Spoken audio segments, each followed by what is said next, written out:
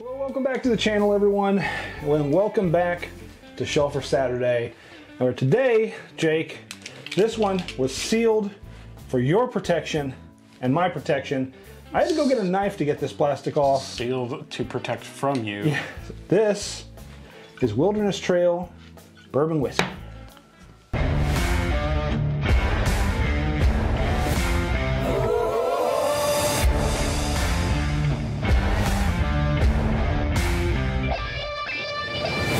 Sealed for your protection with this not perforated plastic. Wilderness Trail. Perforate plastic. Perforate your plastic. Anyway, so we found this one on the shelf at our local liquor store for about $55. Not a bad price.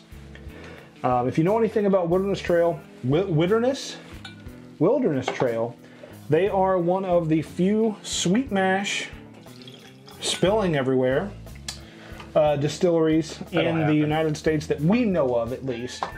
The other couple being Hard Truth and Kentucky Peerless. Yeah. If you know of any more distilleries utilizing the sweet mash process, let us know in the comment section below. So, this one's really cool. Wilderness Trail does a lot with their mash bills, and they disclose their mash bills on the label. So I'm a big fan of that. So, Tony, I know Tony likes this too, and Jake likes this. I like transparency too. Transparency in whiskey is just crazy.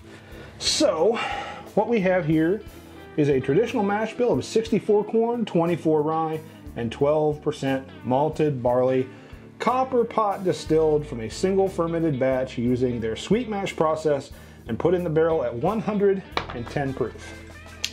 This is 100 proof, bottle and bond. So minimum 4 years.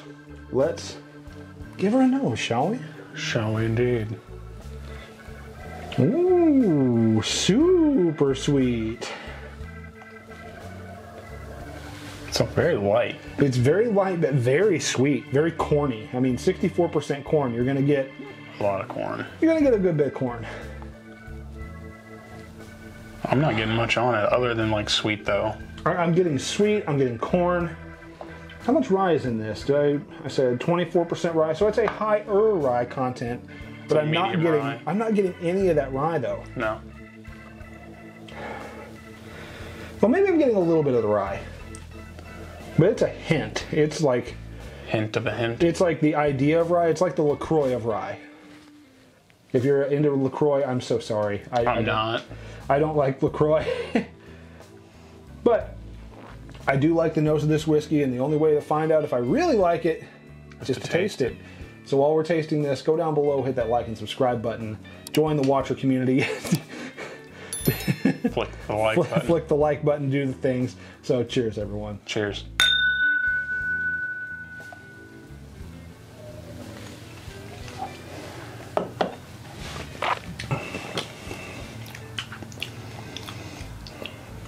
The palate is just as light.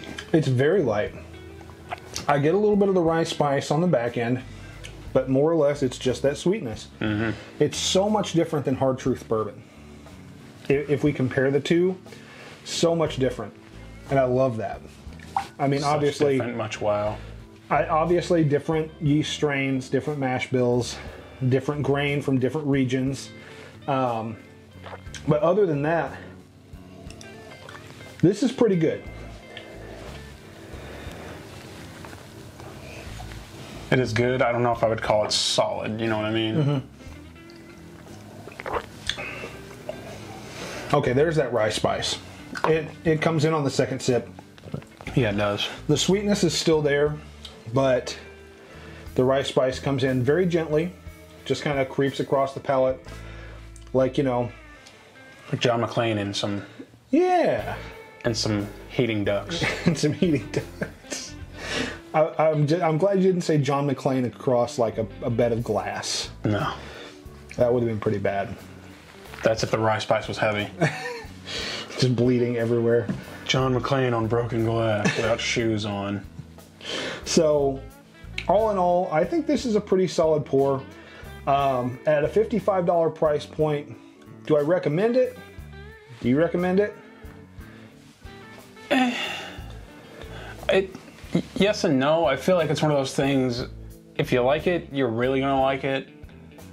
Then there's like the whole, I could take it or leave it. Mm-hmm. That's me. I could take it or leave it. So he's kind of in the middle on this one. I'm not going to go out of my way to get it.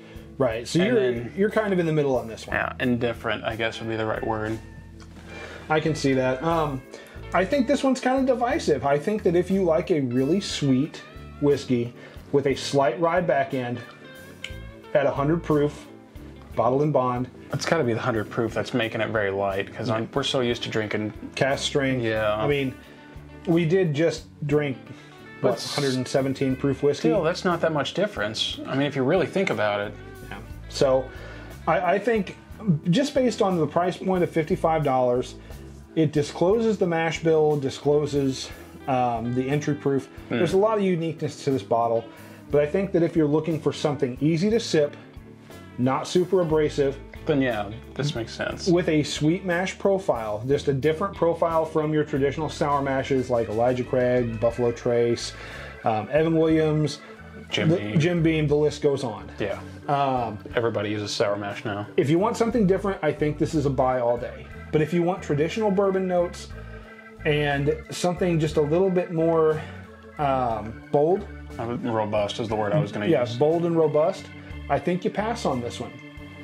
So it's kind of definitely not one of those ones you have to go buy a backup of. Once it's empty and you liked it, then sure, why not go looking? But yeah. So pick one up if you like different, and if you like a different flavor profile, and you like all of the the fact that this is being disclosed at that level, that high level of disclosure. So other than that, don't buy a backup, and buy if you like all those things. Yeah. Yeah. All right. Well.